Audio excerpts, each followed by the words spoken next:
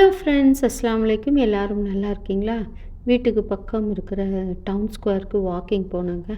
மார்னிங்கே போயிடணும், இல்லாட்டி வெயில் அதிகமாக இருக்கும்.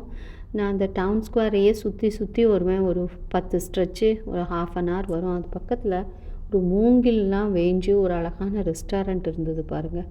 பார்க்கவே நல்லா இருக்குல்ல. இந்த மாதிரி ஒரு கண்ணுக்கு குளிர்ச்சியான இடத்த பார்த்துக்கிட்டே வாக்கிங் போயிட்டு அப்படியே ஷாப்பிங் க்ராசரிலாம் வாங்க வேண்டியது இருந்துச்சு. அதுக்கும் போயிட்டு வீடு வரலான் இருக்கேன்.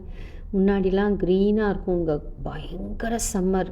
ஜூலை ஆகஸ்ட்லாம் வெயில் தாங்க முடியாது. மரம் செடி கொடிலாம் காஞ்சி இலையெல்லாம் உதிர்ந்துருக்கு.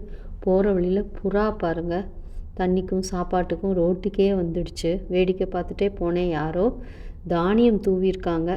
அப்படி கடைக்கு வந்தவுடனே சிக்கன் மட்டன் பக்கம் போனேன். நான் சிக்கன் ஸ்டாக் ரைஸ் ஆக்கினேன்ல, இப்படி போன்ஸ் இங்கே கிடைக்கும் மீட்டோட, அதை வாங்கி தான் ஆக்கினேன். வாட்டர் மெலனில் எல்லோ கலர் வந்திருக்கு பாருங்கள். நான் இப்போ தான் பார்க்குறேன் அதை. அப்புறம் ஸ்வீட் மெலன் நிறையா வந்துருந்துச்சு. ஸோ நான் ஸ்வீட் மெலனும் வாங்கிக்கிட்டேன், வாட்டர் மெலனும் வாங்கினேன். அப்புறம் மட்டன் வாங்கிட்டு வந்தேன். ஸோ அதை தான் சுருட்டிகிட்ருக்கேன். ஏன்னா வெளியூர் போகிறாங்க, அவங்களுக்கு கொஞ்சம் சுருட்டுக்கறி புளிச்சோறு ஆக்கி கொடுக்கலான்னு நான் வீட்டில் ரசம் ஒயிட் ரைஸ் வடிச்சிட்டேன். ஆனாலும்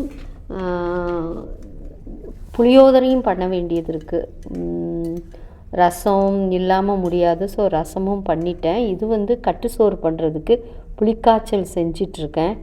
புளிக்காய்ச்சல் அப்படியே நல்லா வற்றி எண்ணெய் பிரிஞ்சு இப்படி வரணுங்க. 2 நாள் 3 நாள் ஆனாலும் சோறு வெளியே வச்சா கூட கெடாது.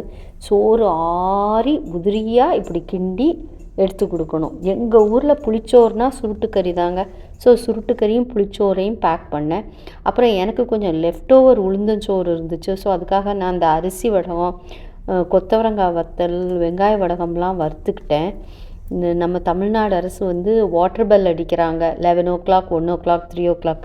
நானும் எனக்கு பெல் அடித்து தண்ணி குடிச்சிட்டு 1 o'clock தண்ணி குடிச்சிட்டு ஒரு 1:30 மணிக்கு லெஃப்ட் ஓவர்ஸ்லாம் வச்சு சாப்பிட்டேன். நான் வீட்டில் மீதி இருக்கிறத வேஸ்ட் பண்ண முடியாதுல்ல, நம்ம தானே சாப்பிட்டாகணும். தேங்க்ஸ் ஃபார் வாட்சிங். மிக்க நன்றி ஃப்ரெண்ட்ஸ்.